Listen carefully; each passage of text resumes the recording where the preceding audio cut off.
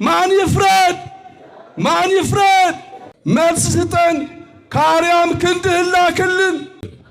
እስቲ እንደው አንዴ እንንበርከክ። ግደልን ተንበርከክ ውስጥ ወደ ሥላሴ ሁላችንም እንንበርከክ። ሁላችን ሁለት እጃችን አንስተን እንንበርከክ። እግዚአብሔር ይፈርዳል። በቅርብ ቀን እግዚአብሔር ፍርዱን ያመጣል። ሁላችን ወደዛ እንንበርከክ።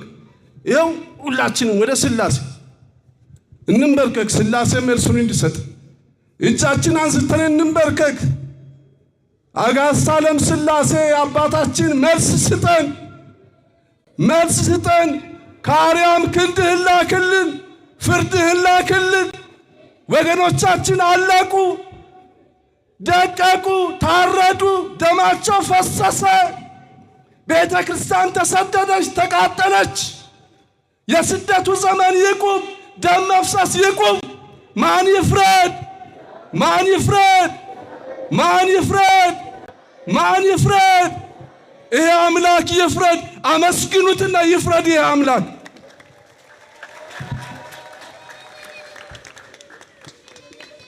በቃ አሁን ለሥላሴ ነግረናል። በቃ ከሱ መልስ እንጠብቃለን።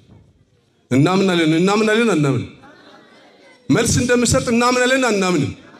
እናምናለን። እዚህ በኋላ ክርስቲያኖች አንድነታችንን ማጥበቅ አለብን። አንድነት በኢትዮጵያም በመላው ዓለም ያሉ ክርስቲያኖች አንድነት ያስፈልጋል፣ ህብረት ያስፈልጋል። ወገኖቻችን ስታረዱ ወዲያውኑ ወደ ቤተ እግዚአብሔር ተሰብስበን ማልቀስ።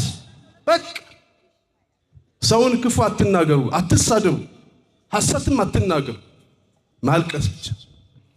መድኃኔዓለም እንባችንን ያብስልን። አቡነ ዘበሰማያት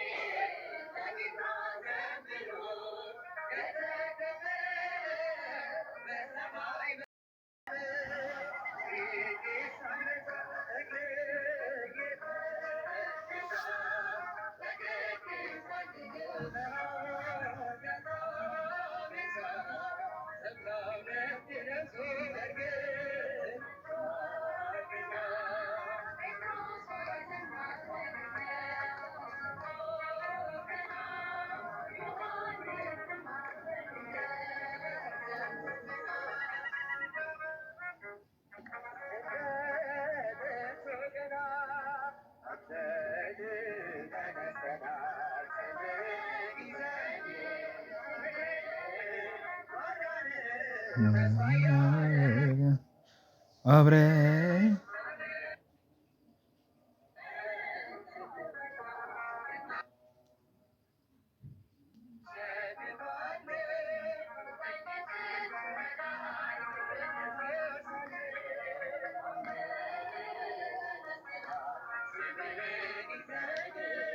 ፍቅርን ማዳንን ተስፋ ያደረግነው አብረን ስትወጣ እናሸንፋለን። ቀኝ ስትረዳን ምድርን እንወርሳለን። አብርሃም አመነ ጸደቀች ሕይወቱ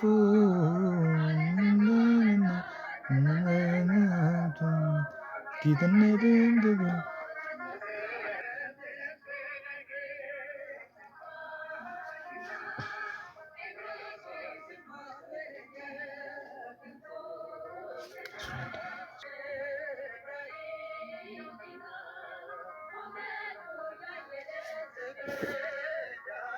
ከገነት የወጣ ነው በመብል ነው፣ ወደ ገነትም የምንገባው በመብል ነው። ከገነት የወጣንበት መብል ዕፀ በለስ ይባላል። ወደ ገነት የምንገባበት መብል ደግሞ የክርስቶስ ሥጋ ነው። ስለዚህ ወደ ገነት የሚያስገባውን የክርስቶስን ሥጋ በልተን መንግስቱን እንድንወርስ እግዚአብሔር ይርዳል። ረሱት ብዬ እኚህ አባት ማለት ከጠቅላይ ቤተ ክህነት ሰሞኑ በሆነው የአርሲ ኦርቶዶክሳውያን ሁኔታ እውነትን እውነት ብለው የተናገሩ አባት ናቸው። አስረዋቸዋል። ይህን እንድታቁት ነው። ከጀርባ የዛሬው ላይቭ ለሳቸው ማስታወሻ መሆን አለበት፣ ወይም ለሳቸውም ድምጽ የምናሰማበት መታሰራቸው እንዲታወቅ መሆን ያለበት አለ። ስለዚህ በአንድ ድንጋይ ብዙ ወፍ አጣጥመ መጓዝ አለብን። ኦኬ። የአርሲ ኦርቶዶክሳውያን ላይ እየተፈጸመ ያለውን አሁናዊ ዛሬ አሁን ሰሞኑ እየተፈጸመ ያለውን ነገር ከዚህ ቀደም ከነበረው ጋር ከማያያዝ ይልቅ የመበጠስ ስራ እየተሰራ ነው። በደንብ አድርጋችሁ ስሙ። በደንብ አድርጋችሁ አስተውላችሁ ስሙ።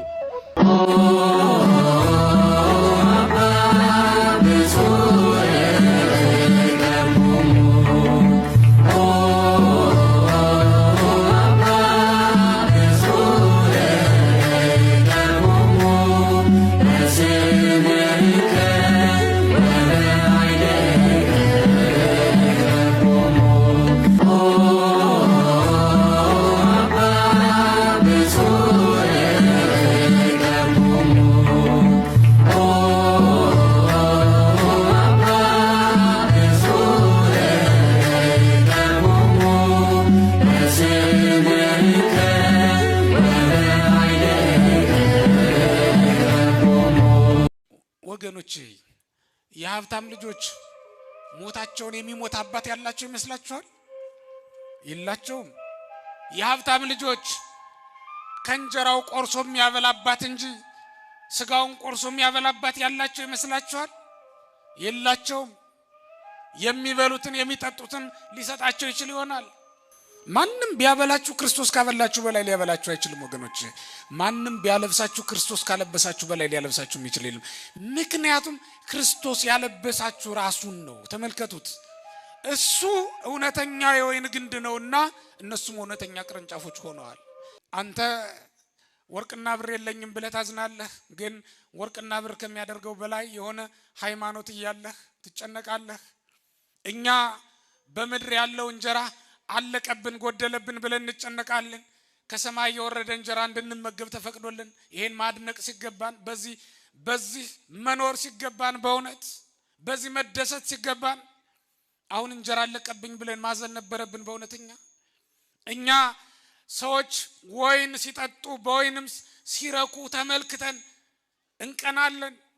እውነት ለመናገር እኛ የጠጣነውን ወይን የጠጣለው ወይ በእውነት ለዘላለም ደስተኞች የሚያደርገውን እውነተኛውን የወይን ግንድ የወይን ፍሬ የጠጣን እኛ አይደለን እንዴ? ኢየሱስ ክርስቶስ ከወይኑ ቀድቶ ያጠጣን ማንም አይደለም፣ ራሱ ከወይኑ ቀድቶ ያጠጣን። እናንተ ማን እንደጠመቀው የማይታወቅ ወይን ገዝታችሁ መጠጣት ስላቃታችሁ ታዝናላችሁ አይደል እንዴ? እኛ ግን ጠማቂውን ራሱ የምናውቀው ራሱም የወይን ግንድ ተብሎ የተጠራ ራሱ ክርስቶስ ያጠጣን ወይን አለን፣ የሚያጠጣን ወይን አለን። በዚህ መደሰት ለምንድን ያቃተን? ክርስቲያኖች እንደ ክርስቲያን በስጋውና በደሙ እንደሰት፣ እንደ ክርስቲያን በክርስትናችን እንደሰት፣ እንደ ክርስቲያን በወንጌሉ ቃል እንደሰት። መጀመሪያ ሌላው ደስታ የሚመጣ ከዚያ በኋላ ነው። አለበለዚያ ወገኖቼ ሀብታም ስትሆኑም ይሄ ሀዘናችሁ የድብርታችሁ ተከትሏችሁ ነው የሚሄደው። ከበላችሁ በኋላ እንቅልፍ ነው የሚጠላችሁ የሚጫወትባችሁ። መብላት መጠጣትን የምንፈልገው ደስተኛ ለመሆን ነበር አይደል እንዴ? ግን ደስታችንን አረቆ የበለጠ እንድንደባደብ ሁሉ ሊያደርገን ይችላል እኮ። ያጨልመዋል፣ ቀናችንን ደስታችንን ያጠፋዋል። ወይን ጠጥተው ደስ ብሏቸው ሲጫወቱ ሳሉ እኮ በዛው ዲያብሎስ ገብቶ ያከሳከሳቸው እኮ ቀላል አይደሉም። የማያሰክር የወይን ጠጅ ያለን እኛ ግን በእውነት እንደ ቀላል ነገር እንመለከተዋለን። በገዛ ምድራችን ባዕዳን ሆነናል። ውሃችንን በግፍ በዋጋ ገዝተናል። እኛ የዘራነውን ጠላት ሰበሰበው፣ ጌታ ለምን ተውከን ዝምታ ምንድነው? አምላክ ለምን ተውከን ዝምታ